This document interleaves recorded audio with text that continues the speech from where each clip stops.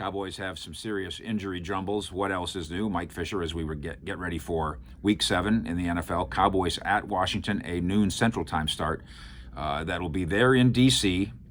It will not have fans involved. It will have a defensive front involved for Washington that is outstanding. They have invested a great deal in that front seven that can really come after you.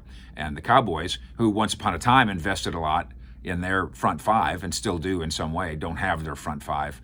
That'll be largely a collection of kids in the offensive line. Brandon Knight, another kid, won't be there. The 5 guys that finished the game against Arizona, the loss, the 5 offensive linemen that played the bulk of that game are an average age of 22 and have combined NFL experience of 4 years. The 5 of them together. And so you got guys who can barely vote. By the way, make sure you go vote. You got guys who can barely shave. You got guys who are barely old enough to buy a old-fashioned, and you got problems. Additionally, on the Thursday practice report, Aldon Smith, the pass rusher, his name pops up there with a neck thing.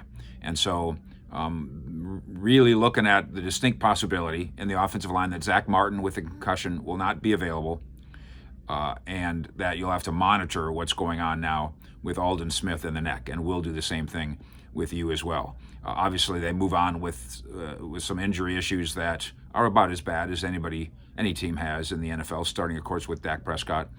Dak Prescott out for the year, Tyron Smith out for the year, and on and on and on.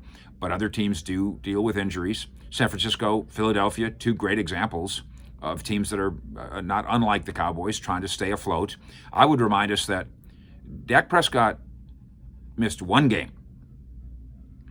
Dak Prescott's injury is not why the Cowboys have lost 4 games. It can contribute to why they lost 1 game. They have been in a situation where they are down, especially at home, 17-3 and 34-15 and 28-2. That's not injuries. That's ineptitude. They'll play against a Washington team that has its share of injuries, its share of conflict, just like the Cowboys, of course, had over the course of this week. And ultimately, somebody's going to win the NFC East. It might take just 7 wins to do it, and the Cowboys need to go grab one of their rare 7 this weekend at Washington. Fish out.